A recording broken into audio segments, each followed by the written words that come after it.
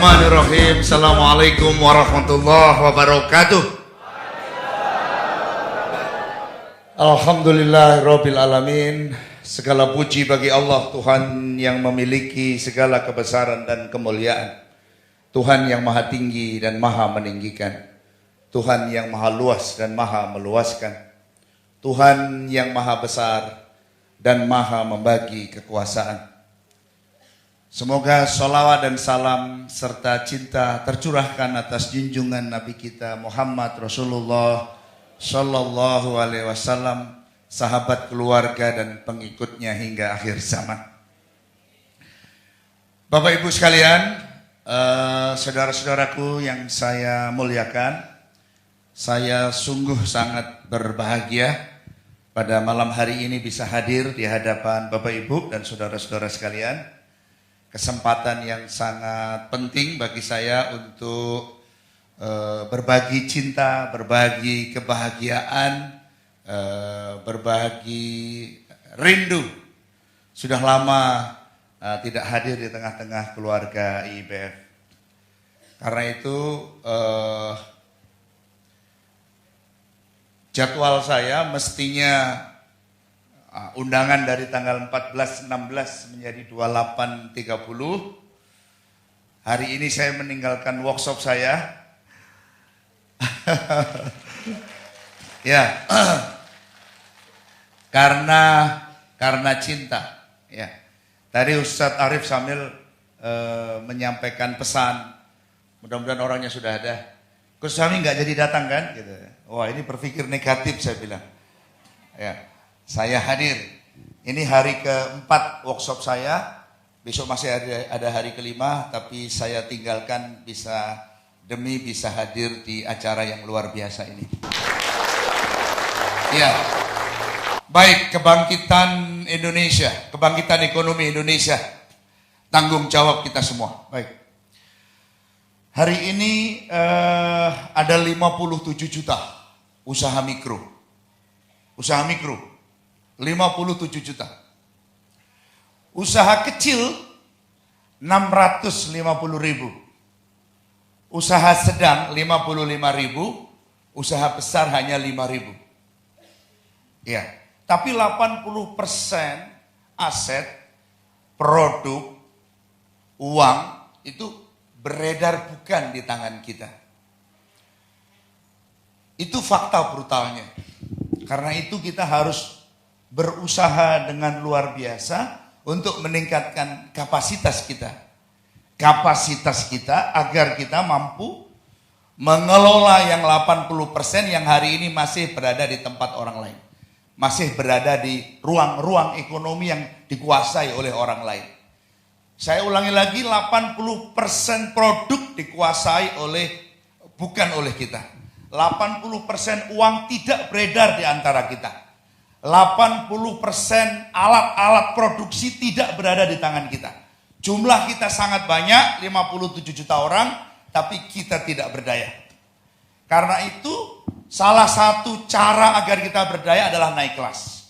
Yang 57 juta orang ini harus naik kelas. Meningkatkan kapasitas agar bisa naik kelas, lalu mampu menguasai faktor-faktor produksi, faktor-faktor ekonomi. Saya kalau ketemu anak muda, itu pertanyaan saya cuma 3.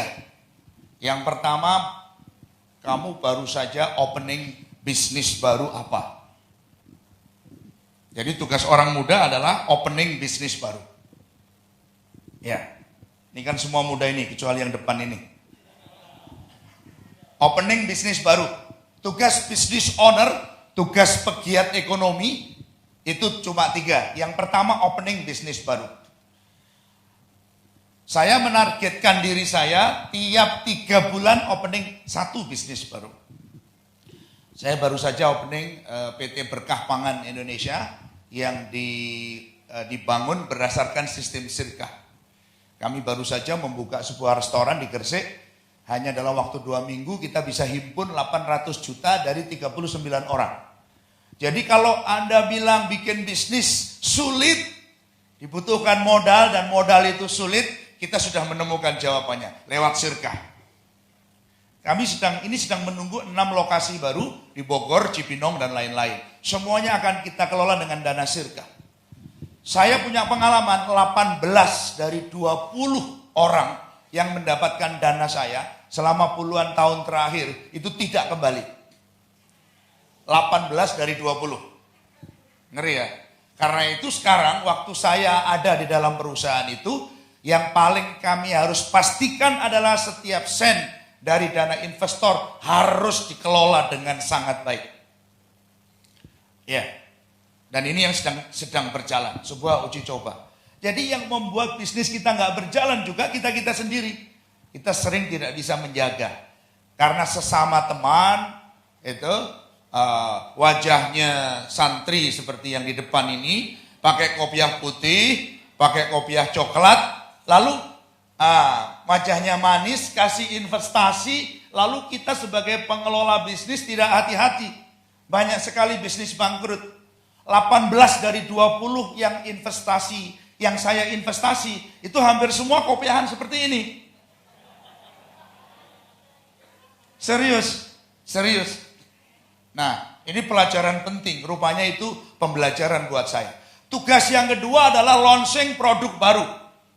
Tugas yang kedua adalah launching produk baru. Tugas anak muda, tugas business owner yang kedua adalah launching produk baru. Ya, Bapak Ibu mungkin pernah dengar namanya Zahda atau Zara. Zara itu launching 2 produk baru per minggu. Ya, tool bisnisnya namanya Boston Matrix. Jadi misalnya kalau Bapak lahir tanggal berapa? 8. Maka Bapak tiap tanggal 8 bisnisnya apa? Kontraktor. Tiap tanggal 8 signing 1 proyek baru. Wah, gitu. Harus ditaruh di sini. Tiap tanggal 8 signing 1 proyek baru. Itu baru benar. Yang ketiga, beli aset. Tugas kita beli aset. Tugas kita buka pabrik. Tugas kita akuisisi pabrik yang tidak bekerja. Itu. Ya. Saya belum lama bikin bisnis di bidang properti, mengelola lahan 645 hektar di Jonggol. Dan Anda harus tahu hari ini ada 7,5 juta hektar lahan yang tidak berjalan, lahan yang tidak berfungsi. Itu tugas orang IBF, tugas umat Islam untuk melihat peluang. Ya. Waktu ada orang bank datang untuk appraisal, nggak ada yang percaya. Tanah itu bisa dipakai apa? Jurang, sungai. Tidak ada yang bisa tumbuh. Karena tanahnya kelas 4 yang nggak bisa ditanami. Tapi sekarang kita desain sedemikian rupa, tahap pertamanya sold out. Dan kemudian orang appraisal datang, katanya dalam setahun 2 tahun harganya akan menjadi 1-2 miliar. Tugas kita memberi nilai tambah. Di tangan seorang muslim, sesuatu yang mati menjadi hidup. Di tangan seorang muslim, sesuatu yang diam menjadi bergerak. Di tangan seorang muslim yang kecil menjadi besar. Di tangan seorang muslim yang bercerai-berai menjadi bersatu. Saya kira itu esensinya. Kami menyatukan 39 investor dari sebuah restoran di Gresik. Kami sedang mengelola 6 lagi. Dan kami punya target tiap bulan 1 restoran baru. Dengan dana sirka. Itu yang kita lakukan. Jadi luar biasa. Hari ini berkumpul, Bapak Ibu berkumpul 3 hari. Pastikan pulang membawa 3-5 partnership bisnis baru. Saya punya 18 bisnis hari ini. Hanya 1 yang bisnis saya sendiri. 17 semuanya bisnis partnership dengan orang lain. Kebab Turki saya punya 20 di sini. Di Jogja. 11 tahun bersama Hendy Stiono. Sekarang saya sedang menuju lokasi ke-400. Saya pengen punya 1000 lokasi. Saya punya target 10 miliar per bulan dari kebab Turki. Orang bilang apa? Itu bisnis booth gerobakan sudah tutup. Bisnis saya tiap hari nambah lokasi. Jadi jangan percaya. Gitu. Saya kira itu esensi. Di Di surat Ali Imran 26-27 Allah berfirman, Allah akan memberikan rezeki tanpa batas. Syaratnya Ali Imran 92. Kamu tidak akan mendapatkan kesempurnaan hidup sampai kamu memberikan yang terbaik untuk orang lain. Memberikan kebaikan. Mungkin Anda pernah membaca tulisannya Ustadz Nasrullah. Di manakah letak rezeki kita? Pada kemampuanmu memuliakan orang lain. Menghadirkan kebahagiaan bagi orang lain. Jadi partnership semua. Semuanya partnership. Ya, semuanya partnership. Karena itu saya menyukai partnership. Saya menyukai bernetworking. Karena itu saya berbahagia diundang di tempat ini. Dan saya ingin mendapatkan manfaat. Dan saya ingin Bapak Ibu juga mendapatkan manfaat. Tapi yang paling penting, Bapak dari mana Bapak? Jakarta, Bapak? Bagus. Bertemu, kumpul sama orang yang berbeda kota. Ya, bicara bisnis. Jangan pulang sebelum MOU partnership tanda tangan. Ya. Nah, kalau kita berpartnership, syaratnya ada 5. Yang pertama legalitas. Legalitas. Hati-hati. Walaupun sesama, sudah sangat baik, sholat bareng, mungkin apa. Tapi pastikan nomor 1, Anda signing di depan notaris. Kita ketahui bahwa kalau kita bikin perjanjian yang bisa dijadikan alat bukti di depan pengadilan adalah yang dilakukan di depan notaris. Jangan percaya dengan apapun, pokoknya itu. Ya, walaupun partner Anda jidatnya hitam. Kopiahnya rangkap 7. Ya, itu masih ada 6 di dalam itu saya tahu. Ya, tetap ayo Pak Ustadz, Pak Kiai kita ke notaris. Ya, supaya persaudaraan kita tidak rusak karena hanya dengan uang segini. No, tidak boleh. Ya, jadi yakinlah itu. Yang kedua, rasional. Apa itu rasional? Dihitung dengan sungguh-sungguh. Dihitung dengan sungguh-sungguh. Berapa hitungannya? Jangan sampai sedekah ini membuat persaudaraan rusak. Jangan sampai membuat kita saling membenci dengan sesama teman sendiri. Hanya karena sikap yang tidak berjalan dengan baik. Yang ketiga, profesional. Semua bisnis orang Islam harus dikelola dengan profesional. Lembaga pendidikan saya namanya Magistra Utama, ada di Jogja, ada di 12 kota. Lembaga pelatihan terbaik se-Indonesia. Kenapa? Karena dimiliki oleh seorang muslim. Ali Imran 110, kamu umat terbaik yang pernah ada. Dan tugasmu memberi contoh. Akreditasinya nomor 1. Dari 3.000 lembaga yang diakreditasi, Magistra Utama nomor 1. 4 tahun berturut-turut ke Istana Negara ketemu Presiden. Kenapa? Karena yang punya orang Islam.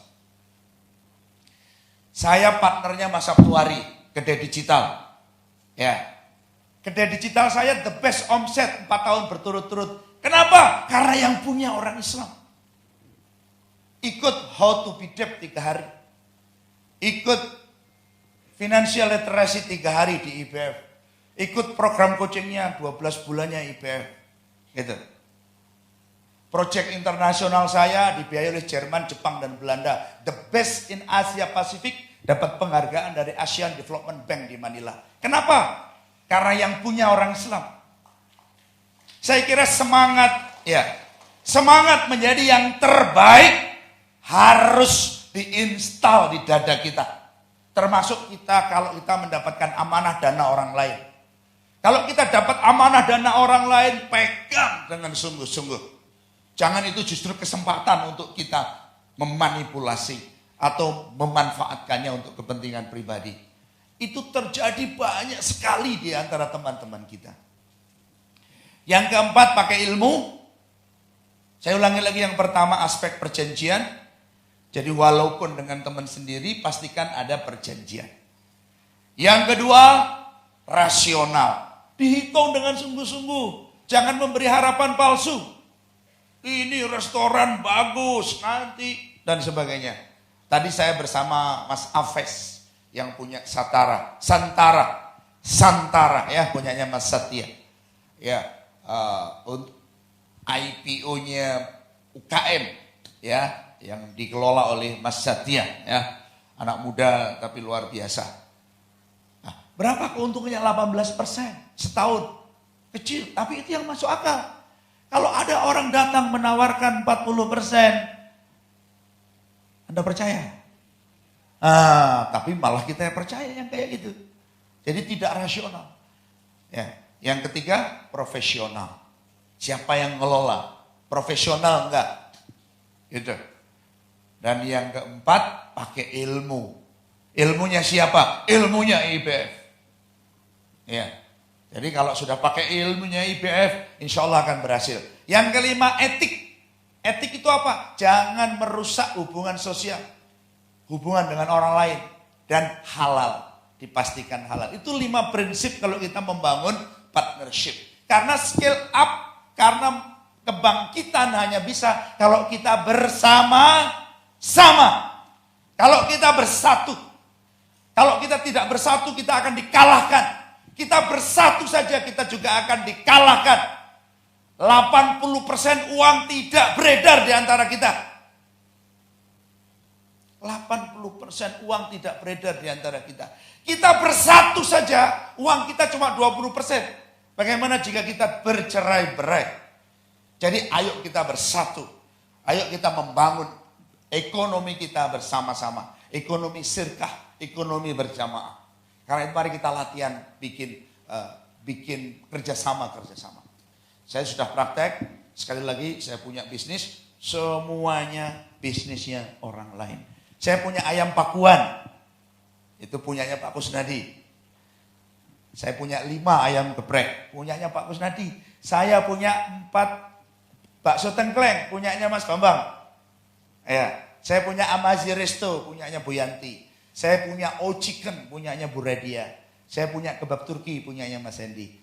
Ya, saya punya PT Berkah Pangan Indonesia, punyanya Mas Koko. Saya punya properti, punyanya Mas Alfri. Jadi saya menjadi bagian leverage untuk mensukseskan bisnisnya orang lain. Bapak Ibu juga bisa seperti itu. Saya anak transmigran.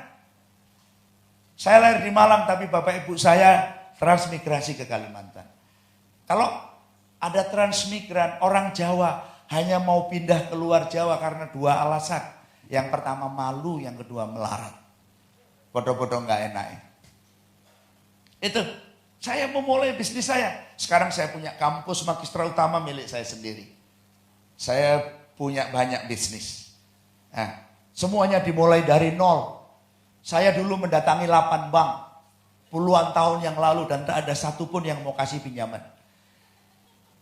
Ya. Saya mendatangi 7 orang kaya dan tak ada satupun yang mau kasih pinjaman. Saya mendatangi 14 rumah yang ditulisi disewakan dan tak ada satupun yang mau saya sewa, mau saya bayar setelah saya punya uang. Iya, serius Pak, ini kisah nyata. Apakah saya putus asa? Putus asa. Saya putus asa. Sebentar lalu bangkit lagi. Iya, ya kan? Coba bayangkan. Anaknya orang miskin. Begitu menghadapi situasi seperti itu langsung ingat kan, oh mungkin aku bakat miskin. Gitu? Iya kan? Tapi itu saya lawan. Itu. Sampai sekarang saya punya 300 lokasi kebab Turki, punya 28 perusahaan, punya 500 titik perusahaan di 28 kota, punya hampir 1000 orang karyawan. Semuanya perjuangan dari nol. Dan karena kita yakin, karena kita orang Islam, maka kita harus berhasil. Jadi saya optimis. Pada perang Khandaq, Nabi dalam kondisi terdesak. Nabi memukulkan tongkatnya di batu. Lalu tongkat itu terpercik api, jedas. Nabi mengatakan, istana putih Kisra akan kalian miliki. Bagaimana itu rasanya? Dalam kondisi terdesak justru istana putih Kisra akan kalian miliki. Sama Hendy Stiono 11 tahun yang lalu datang ke saya. Sedang punya sengketa dengan orang, dia dituntut 3 miliar di Pengadilan Negeri Surabaya. Bisnisnya semuanya tinggal 1 Dan banyak orang nggak memperpanjang kontrak 5 tahun ke bab Turki. Saya bilang kita harus go internasional. Go internasional. Sekarang kebab Turki beroperasi di 12 negara. Yakin mampu. Ya. Harus dengan kerjasama. Saya bukan pemilik mereknya, Endistion yang punya, tapi dia percaya saya. Nah, lalu kita buka di Malaysia. Siapa yang buka di Malaysia? Bukan tim Baba Rafi, tim saya. Gitu. Orang Malaysia, orang Filipina belajar di Malang. Jadi kita punya kemampuan untuk itu, Bapak Ibu harus percaya diri. Para ibu harus percaya diri. Suatu hari para ibu akan punya uang lebih banyak. Para ibu suatu hari harus punya uang lebih banyak. Ya, agar tidak dianiaya oleh suaminya. Para ayah harus punya uang lebih banyak, tapi tidak untuk menikah lagi, gitu kan? Ya, karena itu ibu-ibu harus sedemikian rupa agar ibu-ibu menjadi ratu di rumahnya. Agar semua wanita di luar dirimu tidak relevan untuk suamimu. Ya, tapi pria harus membuat semua wanita relevan untuk Anda. Enggak ya. Saya kira saya tetap berpihak pada ibu-ibu ya. Sorry ya. Jadi milikilah keyakinan. Berpikirlah besar. Seperti yang diajarkan oleh Nabi Muhammad. 9 tahun kemudian Istana Putih Kisra berhasil dikuasai oleh orang Islam. Nabi mengatakan Istana Putih Istana Merahnya Rum. Berapa tahun kemudian Istana Merah Rum, Konstantinopel? 800 tahun kemudian. Yerusalem ditaklukkan 200 tahun setelah dinyatakan ingin ditaklukkan. Nah sekarang mari kita buat rencana-rencana yang hebat agar kita bisa menguasai ekonomi. Salah satunya sekali lagi lewat sirkah. Ayo bersatu. Ayo bersatu. Ayo bikin bisnis bareng-bareng. Nah bagaimana caranya? Mungkin ada yang namanya winning zone. Mari kita lihat di layar. Winning zone. Bagaimana kita membangun zona kemenangan kita. Ada Mas Bambang ya? Itu Mas Bambang ya? Mas Bambang Setiawan. Ini sirkah preneur ya. Sirkah preneur. Kangkung bakar. Ya. Tapi saya belum diizinkan untuk investasi di kangkung bakar. Mari kita lihat. Winning zone Mas, winning zone. Mari ini dulu ya. Katanya Mark Zuckerberg. Move fast. Ayo bergerak cepat. Ayo bergerak cepat. Saya perintahkan manajemen saya untuk opening bisnis itu tiap 3 bulan sekali. Wajib opening bisnis. Untuk bisnis baru. Lalu untuk tim kebab saya perintahkan per hari itu minimal 1 lokasi baru. 1 lokasi baru. Menuju 500 lokasi sebelum 1 Januari 2020. Jadi Anda harus punya target yang tinggi, yang sulit, yang berat. Target itu harus tinggi, sulit, dan berat. Dan Anda harus bekerja luar biasa untuk itu. And break things, dan pecahkan sesuatu, katanya Mark Zuckerberg. Unless you are breaking stuff, you are not moving fast enough. Kalau kamu belum memecahkan sesuatu, kamu belum bergerak dengan cepat. Gitu. Kalau kamu belum memecahkan sesuatu, kamu belum bergerak dengan cepat. Jadi bergeraklah dengan cepat. Bikin masalah. Gitu. Buatlah masalah, lalu kasih solusi. Lakukan sesuatu. Shining. Ya. Saya sekarang sedang persiapan masuk kosmetik. Kemarin saya baru masuk pangan, masuk properti. Bukan dunia saya sejak bisnis 1 Oktober 27 tahun yang lalu. Dunia saya dunia pendidikan. Sampai hari ini masih dunia pendidikan. Tapi saya punya banyak bisnis yang terus bertambah. Karena saya berani belajar dan berani bergerak cepat. Tidak banyak berpikir. Kalau kita berpikir, ya sudah berpikir bertahun-tahun, lalu bisnis kita nggak bertumbuh. Banyak sekali Bapak Ibu yang memulai hidupnya lebih baik dari saya. Ya, sudah saya ceritakan tadi. Saya anak transmigran. Ibu saya petani. Ya. Dan Anda tahu kehidupan transmigran. Berikutnya, mari kita lihat. Kata Elon Musk, pikirkanlah hal-hal yang mustahil. Pikirkanlah hal-hal yang mustahil. Tahukah Bapak Ibu, saya punya spanduk besar di kamar saya. Isinya saya akan mencapai omset 1 triliun. Sudah saya tulis 12 tahun yang lalu. Dan setiap hari menghantui saya spanduk ini. Saya bangun tiap hari dan melihat. Dan sampai hari ini omset saya belum 1 triliun. Saya mendaftarkan merek rumah sakit saya 15 tahun yang lalu. Sampai hari ini saya belum punya rumah sakit. Tapi saya punya 4 putra putri mahasiswa fakultas kedokteran. Mungkin itu pintu saya untuk punya rumah sakit. Ya. Lebih serem saya menulis di spanduk di kamar saya akan punya anak atau cucu peraih Nobel. Karena dulu orang Islam yang menguasai ilmu pengetahuan. Selama 800 tahun umat Islam menguasai ilmu pengetahuan. Ya. Terus kalau Anda sekarang nulis di kamarmu besar-besar ingin punya anak cucu peraih Nobel, kita punya DNA itu. Tapi kita berat. Saya meriang setiap hari memikirkan itu. Ya. Tapi saya tidak bergeming karena Nabi mencontohkan itu. Ketika sulit Nabi mengatakan istana putih Persia akan kamu kuasai, istana merahnya Rum akan kamu kuasai. Jadi berjiwa besar itu adalah ajaran Nabi. Berpikir besar itu adalah ajaran Nabi. Kalau 200, 300, 400, 500 orang ini semua punya cita-cita menguasai salah satu bisnis yang hebat. Coba bayangkan. Kita tidak minum lagi susu produksi orang lain. Kita tidak akan lagi makan dari beras produksi orang lain. Kita nggak akan lagi makan dari makanan produksi orang lain. Uang dan kekuasaan harus berada di tangan orang yang baik. Ini banyak orang baik tapi nggak punya uang dan nggak punya kekuasaan.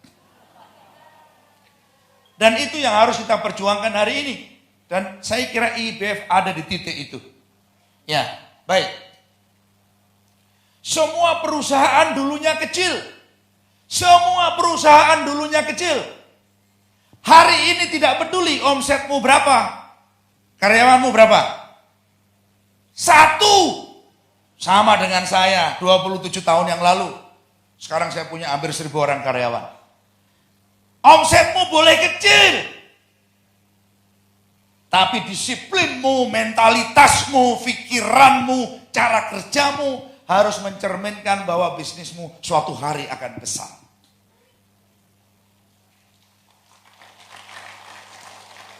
Hari ini boleh masih kecil, tidak masalah. Tapi cara dudukmu, cara bicaramu, cara membangun kebahagiaan dengan orang lain, caramu memperlakukan orang lain, haruslah mencerminkan bahwa kamu calon pebisnis besar. Itu. Kamu harus jadi anak macan. Kan gitu kira-kira. Jadi tunjukkan, oh ini berbahaya ini calon konglomerat ini, gitu kan? Iya. Jadilah orang yang menyenangkan, jadilah orang yang bisa dipercaya, betul nggak Bapak Ibu? Ayo, bisnis kita boleh kecil, tapi jadilah orang yang bisa dipercaya. Saya memulai bisnis saya dari nol, berarti saya menggunakan modalnya orang lain, betul? Iya. Dan saya tidak pernah menipu orang lain. Apakah saya nggak pernah punya masalah? Saya sering ditimpa masalah. Saya pernah gagal. Saya pernah mengalami kesulitan mengembalikan pinjaman. Tapi saya tidak pernah lari. Yang saya bilang tadi itu serius Ibu. 18 dari 20 yang saya pinjami tidak kembali. Sampai sekarang. Serius. Itu. Bahkan ada yang suka lewat depan rumah saya. Kayak lupa bahwa pernah punya pinjaman dengan saya. Masya Allah. Ya, tapi tidak. Saya pernah ditipu teman saya. 400 juta. Tahun 96. Ya, itu bunga bank 65% waktu itu.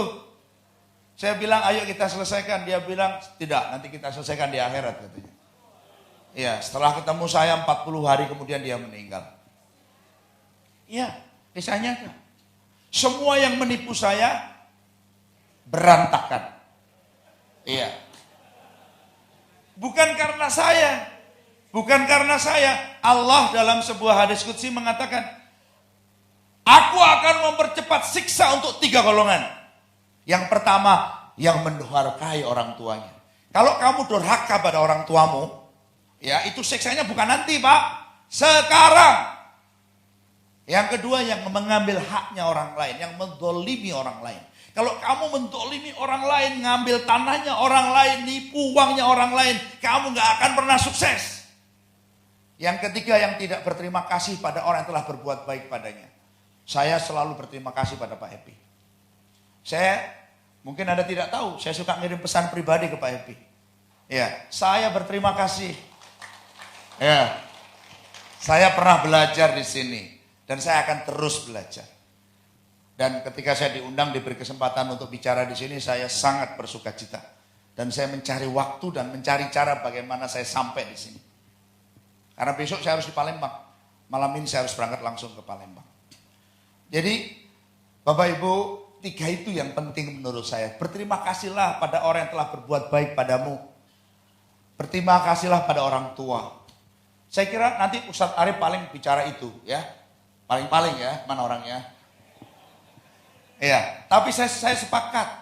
Selesaikan dulu urusan kita dengan ibu kita, dengan istri, ya, dengan orang tua kita, dengan tetangga kita, dan dengan orang-orang yang pernah Anda jahati atau Anda pernah dijahati.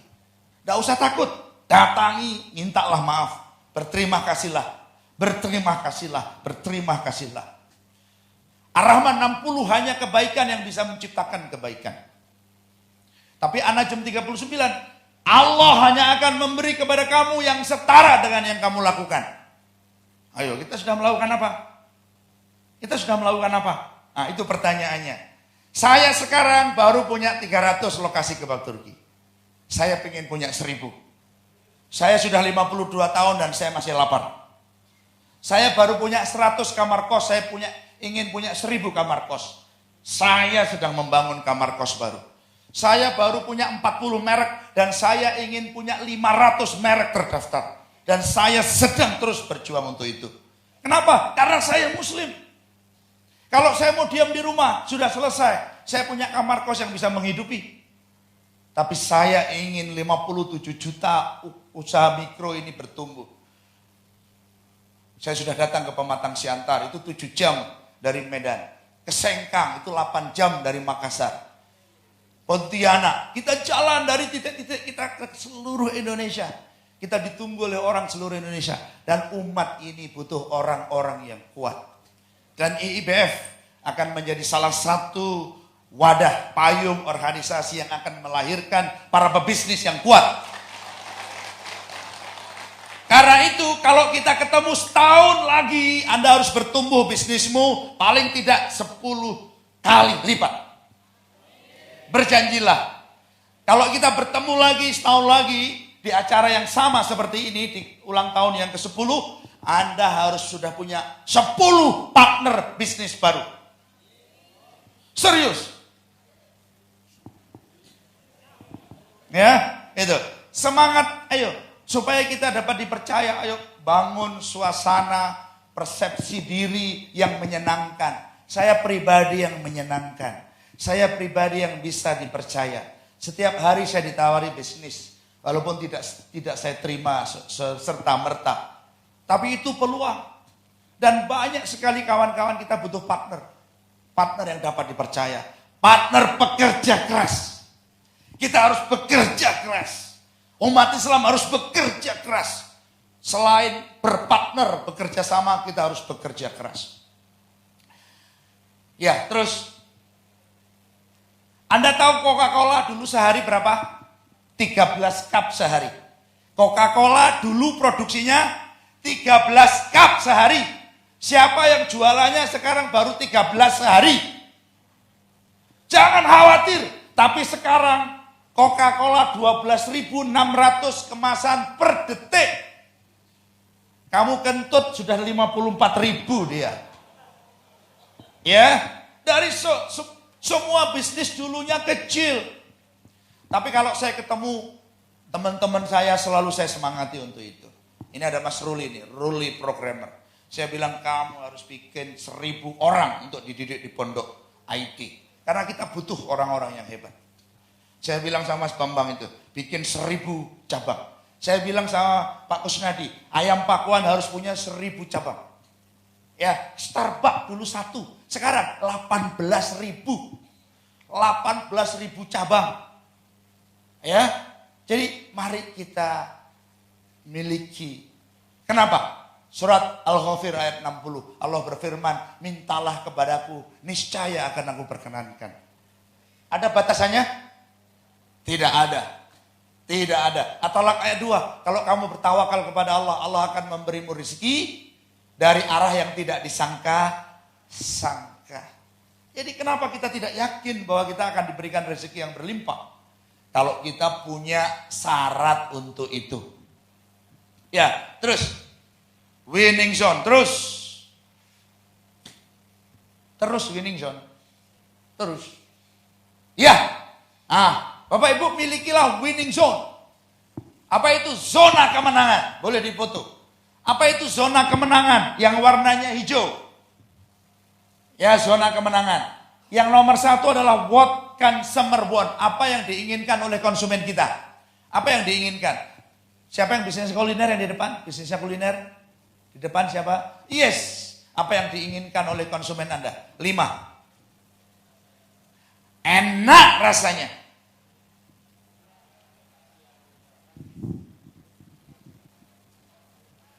Cepat penyajiannya. Nah, ini kesalahan serius. Ya, Pak Ciputra pernah hadir di sebuah kuliah kewirausahaan. Semuanya ditanya tentang apa yang menghambat kamu berbisnis, modal. Apa yang paling penting dalam bisnismu? Harga. Langsung Pak Ciputra, bukan Ciputra, yang cara goblok itu siapa? Bob Sadino. Dia langsung keluar dari ruangan itu. Jadi yang dipikir harga murah, yang membuatmu bisa bersaing harga murah. Itu. Yang bisa bikin bisnis itu kalau punya duit. Ini otaknya duit semua ini. Tapi keliru. Itu. Jadi 5 nilai inti bisnis kita nggak ada hubungannya dengan uang. Semuanya hubungannya dengan value untuk konsumen kita. Kalau kuliner enak rasanya. Cepat penyajiannya, bersih tempatnya, ramah pelayanannya, dan higienis prosesnya. Halal itu default. Default itu apa? Default itu ya kemestian. Seperti apa? Karena hidup kita Azariat 56, kamu hidup untuk ibadah. Jadi bukan tema lagi. Karena halal bisa tidak menjadi nilai apa-apa. Tidak berguna dalam persaingan bisnis. Paham ya? Jadi halal harus. Karena apa? Karena kita Islam. Itu. Sama dengan untuk apa kamu punya uang? Azariat 56. Ibadah kepada Allah. Menjaga martabat orang Islam. Wah, gitu kan? Gitu. Itu udah pasti. Pasti. Default. Default itu apa? Fondasi. Fondasi itu apa? Fondasi itu gak kelihatan. Ya. Fondasi gak boleh kelihatan. Kalau fondasi kelihatan namanya bangunannya belum selesai. Yang penting bagi seorang Islam apa? Yang penting apa? Impact dari sholatnya. Maaf, yang nipu bisnis saya itu pakai kopiah. Nah, ekstremnya begitu, mohon maaf ya, bukan Bapak. Ya, serius. Berarti ada orang yang ritualnya belum sampai kepada kehidupannya sehari-hari. Paham? Itu. Punya hutang dikejar-kejar kayak justru yang punya hutang ini kayak terdakwa. Ya kan coba Anda rasakan. Saya mengalami itu. Nah, yang kedua, what your business does best. Apa yang bisnismu bisa lakukan dengan baik. Yang ketiga, what your competitor does best. Apa yang kompetitormu bisa lakukan dengan baik. Bisnis kita sehari-hari itu berada dalam pergulatan 3 komponen itu. Nomor 1, apa yang bisa dilakukan oleh bisnismu. Nomor 2, apa keinginan konsumenmu. Dan yang ketiga, apa yang bisa dilakukan oleh kompetitormu. Kita harus menemukan namanya winning zone seperti yang di hijau itu. Winning zone berarti apa? Konsumen ingin bisnismu bisa melakukan dan bisnis orang lain tidak mampu melakukan. Winning zone. Itu yang harus kita cari setiap hari, keunggulan. Ada 5 komponennya. Nomor 1, faster, lebih cepat. Pelayanannya lebih cepat, betul? Pengirimannya lebih cepat. Ayo pikirkan, faster, faster, faster. Ada contoh cerita luar biasa dari Pak Henry Ford. Pernah dengar Henry Ford? Henry Ford itu pemilik mobil Ford. Dulu untuk merakit sebuah mobil Ford butuh waktu 12,5 jam. Berapa? 12,5 jam. Katanya Henry Ford, kesuwen. Ini bahasa Amerika, Pak. Lalu dia bilang, kesuwen. Apa yang terjadi? Lalu dia cari cara, bangun sistem. Akhirnya hanya butuh 93 menit untuk merakit sebuah mobil Ford. Hari ini untuk merakit sebuah motor Honda di Indonesia, berapa Pak waktu yang dibutuhkan? Itu tadi, 5 detik. Ibu pernah hamil? Ibu pernah hamil? Berapa bulan? Kesuwen.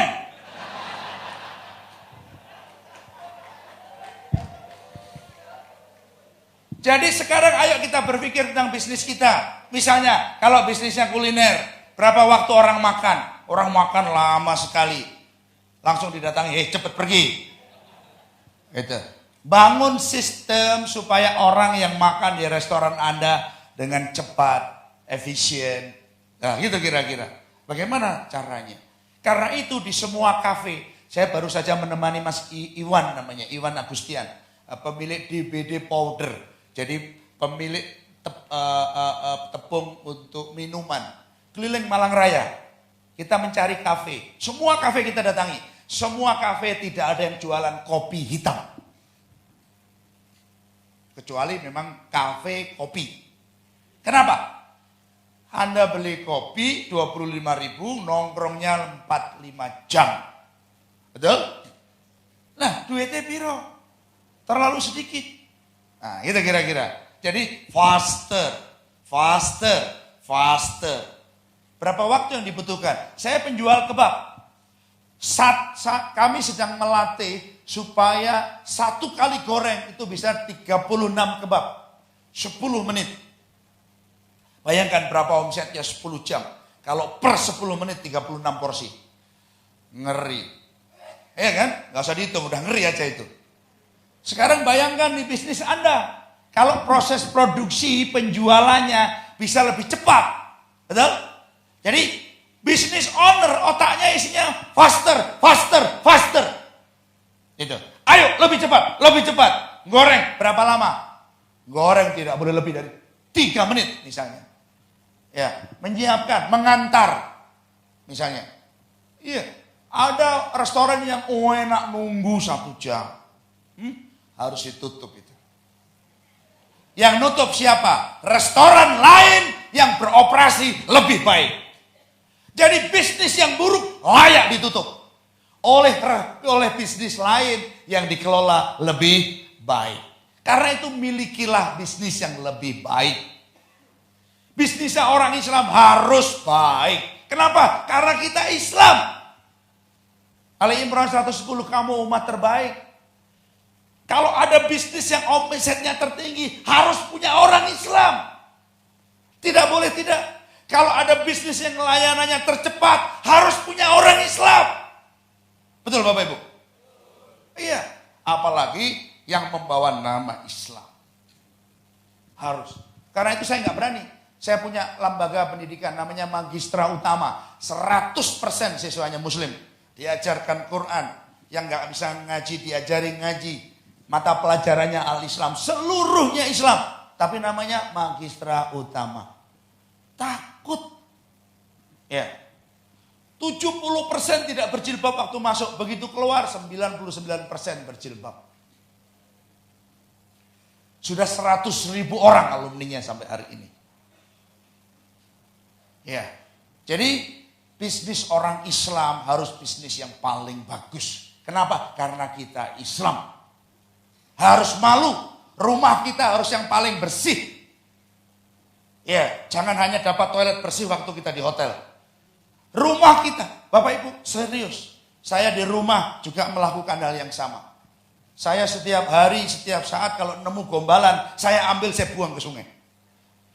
Ya, rumah saya di tepi sungai. Ya. Kalau istri saya pakai baju nggak betul, ini kenapa baju jelek di sini?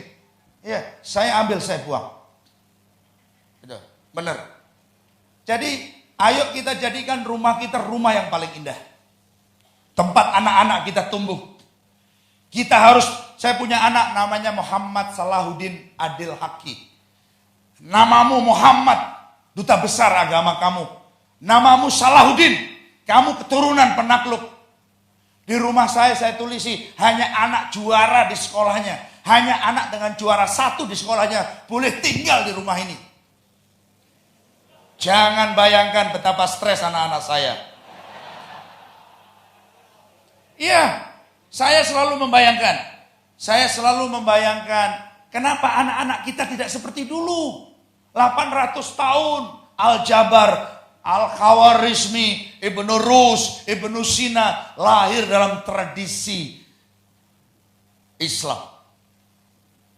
Lahir dalam tradisi sastra Islam. Lahir dalam tradisi pendidikan Islam. Kenapa kita tidak bisa melahirkan lagi anak-anak hebat seperti itu? Karena itu anak-anak saya larang jadi goblok. Saya larang. Mereka harus sekolah di sekolah-sekolah yang bagus. Ya. Serius Bapak Ibu. Coba bayangkan ya, kalau di Malang itu, walau selesai Eptanas, itu yang peraih nilai Eptanas murni terbaik. Itu santo ini, santo itu, santo itu. Itu. Orang Islam kemana? Pria-pria Islam, terutama yang berkopiah-kopiah ini kemana? Waktu bikin anaknya itu bagaimana?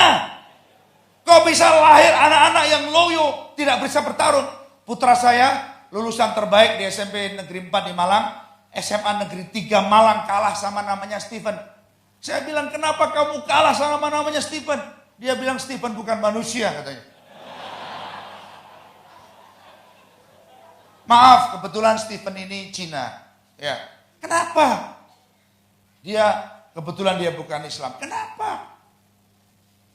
Karena dia belajar lebih gendeng dari saya. Itu Pak, serius itu kejadian nyata. Sekarang putra saya salah satu lulusan terbaik di ITB, sekarang bekerja di sebuah perusahaan Amerika di Singapura. Diterima di Scotland, di Edinburgh, sekarang sedang melamar di Jerman dan di the best 3 IT di Amerika. Saya bilang, kamu namamu Muhammad, ingat. Namamu Muhammad, namamu Salahuddin. Ya. Jadi kita harus mendidik lingkungan kita agar kompetitif. Bisnis kita kompetitif, anak-anak kita kompetitif. Kalau enggak, kita jadi pecundang di mana-mana. Kita di dunia bisnis pecundang, di pasar kita nggak bisa berjualan. Kita belajar tentang Abdurrahman bin Auf. Abdurrahman bin Auf meninggalkan Makkah menuju Madinah tidak membawa apa-apa. Dia ditawari saudaranya, silakan pilih. Aku punya 4 istri, kamu pilih 2 yang kamu suka. Aku punya harta, kamu ambil separuhnya. Dia bilang, tidak, tunjukkanlah aku pasar. Kemana semangat itu? Betul Bapak Ibu? Kemana semangat berjualan itu? Kita gengsian, kita malu, kita entah bagaimana lagi, kita tidak ramah, ya, kita takut orang lain sukses.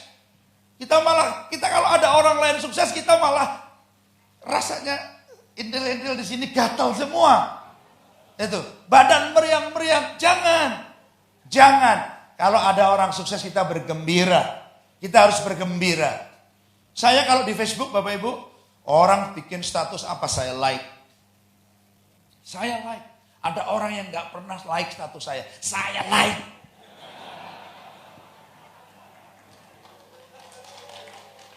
Ya, jadi ayo kita berbuat kebaikan.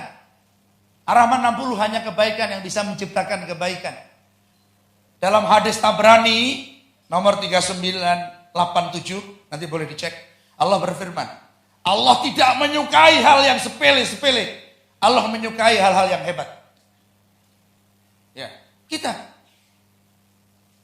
Coba bayangkan, Tariq bin Ziyad waktu menaklukkan Andalusia, bawa 7.000 pasukan. Melawan ratusan ribu pasukan, betul? Minta bantuan Musa bin Nusair, hanya dikirim 5.000 pasukan. Islam tidak pernah seimbang dengan musuh-musuhnya. Betul Bapak Ibu? Di semua perang Islam tidak pernah seimbang dengan musuh-musuhnya. Kita ini umat yang terbaik. Sultan Ahmed waktu menaklukkan Konstantinopel di pengepungan ke-51 hari. Konstantinopel dikepung dalam 1000 tahun, dalam 23 penaklukan dan gak pernah berhasil. Dan hari itu 1453 Sultan Ahmed menaklukkan dalam 51 hari pengepungan dan belum berhasil. Lalu jenderalnya melapor, Sultan, lautnya dirantai. Kalau Anda sultannya kira-kira gimana perasaanmu? Ya wes mulai.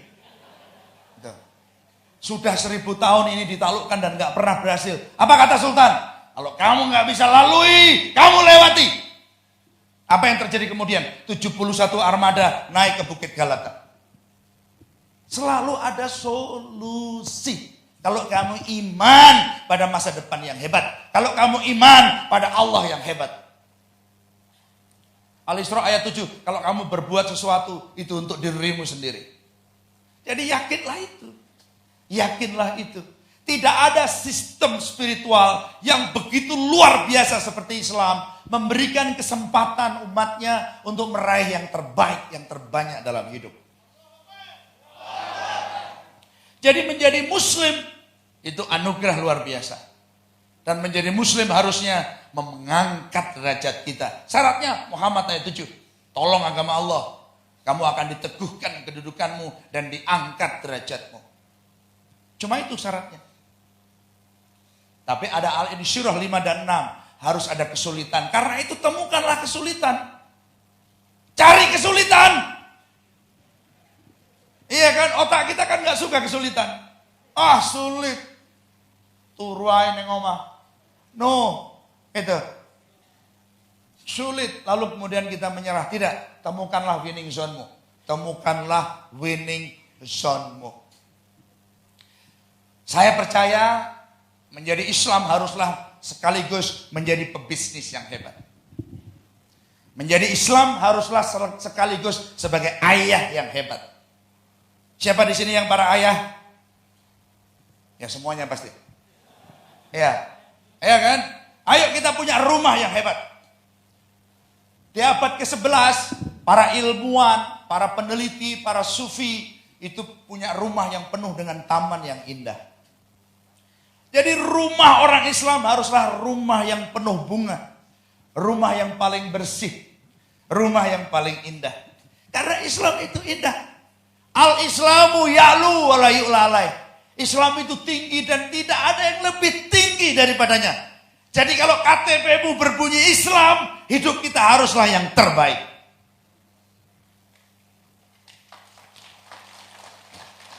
Harus. It is a must. Ini keniscayaan. Kalau kita Islam, kita harus menjadi yang terbaik. Ali Imran 92. Kamu akan mendapatkan kesempurnaan hidup kalau kamu memberikan yang terbaik yang kamu punya untuk orang lain yang kamu cintai. Jadi hidup orang Islam akan selalu penuh dengan semangat berbagi. Semangat berpartnership, semangat bersinergi, semangat bersedekah. Hari ini Anda boleh tidak punya bisnis, cari orang yang punya bisnis dan tawarkan sedekah. Hari ini mungkin Anda nggak punya modal, tawarkanlah diri Anda sebagai pelaksana bisnis yang hebat. Jadi ada banyak jalan menjadi pebisnis yang terus bertumbuh. Saya juga siap mendapatkan tawaran bisnis Anda. Saya pernah dapat tawaran bisnis yang berbasis di Singapura untuk mengambil alih. Yang kamu akan sesali adalah datang penawaran dan gak kamu ambil karena kamu takut. Seperti yang saya alami. Shakespeare bilang kamu tidak akan menyesal tentang apa yang kamu lakukan.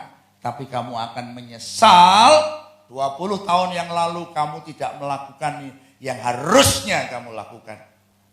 Ayo, Yang sudah umurnya di atas 40 ini tolong. Ya, belum terlambat. Belum terlambat. Kata Steve Jobs, belum terlambat. Ya, Mas Hafib tolong naikkan yang pertama, materi yang pertama tadi. Kata Steve Jobs, walaupun kamu sudah 25 tahun berbisnis dan belum skill up, belum terlambat. Ayo skill up. Tapi kalau kamu nggak skill up, orang lain yang skill up. Ayo bertumbuh. Kalau kamu nggak bertumbuh, kamu akan menjadi korban pertumbuhannya orang lain. Betul Bapak Ibu? Iya. Ayo bertumbuh. Saya kok amat yakin karena saya pernah mengalami. Kalau bisnisnya masih kecil sekarang, aduh gimana ya? Piye iso pora iki ya. Itu tiap hari begitu. Ya, tidak. Anda harus duduk sebagai seorang pemenang, berdiri sebagai seorang pemenang, jalan sebagai seorang pemenang, setiap hari berlaku dan berperilaku seperti seorang pemenang. Pemenang itu sebelum jadi pemenang, dia berperilaku seperti pemenang. Dia menyenangkan, yakin, optimis, cari partner, dapat dipercaya. Gitu. Kita sekarang duduk bersebelahan, senyum aja tidak. Iya, mukanya masam. Ada yang bermuka mesum. Ayo jadilah orang yang saling menyenangkan. Jadi menyenangkan. Di dunia sosial media seperti yang tadi. Kalau ada orang bikin status apapun, like. Bapak tahu berapa saya like status orang per hari? Sebut. Berapa saya like status orang per hari? 2.000. 100 itu apa? Saya like status orang 2.000 per hari. Saya takut saya punya hutang like dengan orang lain. Saya like, setiap orang bikin status, saya like. Walaupun kadang-kadang status yang menyebalkan juga. Saya like. Saya bergembira. Saya bergembira. Bapak Ibu tahu penelitian Profesor Carol Dweck. Carol Dweck itu meneliti selama berapa? 30 tahun. Mengapa ada orang statik tetap kecil? Mengapa ada orang bertumbuh? Mengapa ada orang statik dan mengapa ada orang bertumbuh? Kenapa katanya? 30 tahun diteliti oleh Profesor Carol Dweck. Ada 5. Yang pertama challenges. Yang satu suka tantangan, yang satu tidak suka tantangan. Saya pernah diberi tantangan oleh teman saya, kamu bikin bisnis paling nggak sampai 1 miliar gitu. Masya Allah. Ya, saya juga masih belum banyak Bapak Ibu. Tapi bisnis saya sudah berkembang terus. Jadi challenging. Yang satu menyukai, yang satu menghindari. Yang kedua obstacle, kesulitan. Yang satu menghadapi kesulitan, yang satu menghindari. Yang ketiga effort, usaha. Yang satu berusaha sungguh-sungguh, yang satu berusaha ukur-ukur. Nah, ini kalau di Jogja ngerti nggak ini ya, ukur-ukur. Yang keempat kritik. Yang satu menyukai kritik, yang satu tidak menyukai kritik. Yang kelima, ini yang menarik. Carol Dweck meneliti faktor kelima adalah yang satunya seneng kalau orang lainnya sukses, yang satunya merasa terancam. Jadi saya melatih setiap hari, kalau ada orang, wah ini saya laku sekian, saya bilang like, sudah gitu. Benar, supaya saya termasuk orang yang growth mindset. Ya, growth mindset. Ini kata Steve Jobs, ulangi lagi tadi, ayo. Ya, kata Steve Jobs, ayo. Nah, I'm always amazed how overnight successes take a hell of a long time. Kata Steve Jobs, sukses itu selalu membutuhkan waktu yang panjang. Tidak ada shortcut. Dan tidak ada yang bisa menggantikan bekerja keras. Tidak ada yang bisa menggantikan bekerja keras. Ini saya ada Mbak Arini, ini ya Mbak Arini ya. Saya bilang, Mbak Arini tolong, Mbak Arini mau menulis buku. Saya beri penawaran untuk tinggal di rumah saya beberapa hari untuk nulis buku, saya temani. Betul bro? Betul ya? Gitu ya, sama putrinya. Putrinya juga murid saya, mana putrinya? Iya, jadi tidak. Tapi karena beliau, siapa yang sakit waktu itu? Suami sakit. Nah ini, suami ini bikin masalah aja ini. Mana suamimu? Mana suaminya? Nanti awas ku cari suaminya. Ya, jadi akhirnya belum jadi. Nggak ada yang bisa menggantikan. Harus dirimu sendiri. Tidak ada yang bisa menggantikan kerja keras. Kita harus bekerja keras sendiri. Menulis buku. Ya, harus nulis buku. Seorang pemimpin harus nulis buku. Mas Bambang itu sudah nulis buku. Ya. If you have been in business less than 25 years. Kalau kamu dalam bisnis belum 25 tahun. You still have time to make it big. Kamu masih punya waktu dan kesempatan untuk membuatnya menjadi besar. Sudah, belum besar kalau belum punya 1000 karyawan. Siapa yang sudah punya 1000 karyawan? 1000 karyawan. Loh, kok nggak ono? Tahun depan, saya nggak harus jadi pembicara. Tapi kalau saya datang, saya ingin bertanya lagi, Anda harus sudah punya 1000 karyawan. Anda tahu ada 11 juta pengangguran dan hampir semuanya muslim. Ada 39 juta orang miskin dan hampir semuanya muslim. Miskinnya kecil karena pendapatannya dikecilin. Kalau ngikuti Bank Dunia $2 per hari. Ya kan? Tapi kita nggak pakai standar Bank Dunia. Bank sendiri kita pakai. If it has been more than 25 years. Kalau kamu bisnis lebih dari 25 tahun. Juga belum besar. Katanya Steve Jobs. It's never too late. Dan belum terlambat. Kita harus besar. Hari ini umat Islam menunggu para saudagar ini punya uang. Agar banyak masjid yang bisa kita selesaikan. Agar banyak pesantren yang bisa kita selesaikan. Saya menyaksikan seorang tokoh Muhammadiyah ya di Banyuwangi. Putrinya meninggal di rumah sakit dengan melihat salib di dindingnya. Itu tidak boleh terjadi lagi. Kita ingin banyak rumah sakit lagi bisa kita bangun. Kita ingin hari ini 2 juta anak-anak yatim diasuh di panti-panti non-Islam. Hari ini jutaan anak-anak sekolah di sekolah non-Islam. Hari ini banyak sekali karyawan yang bekerja di perusahaan-perusahaan non-Islam. Karena perusahaannya orang Islam tidak cukup besar menampung mereka. Dan di IBF itu tidak boleh terjadi. Suatu hari para ayah akan punya uang lebih banyak agar bisa memilihkan sekolah yang terbaik untuk putra-putrinya. Dan para ibu harus punya duit lebih banyak agar bisa mendidik anak-anaknya menjadi Muhammad Saladin, menjadi Saladin, menjadi penakluk, menjadi Kutaibah bin Muslim, menjadi Sultan Ahmed berikutnya. Terima kasih. Assalamualaikum warahmatullahi wabarakatuh.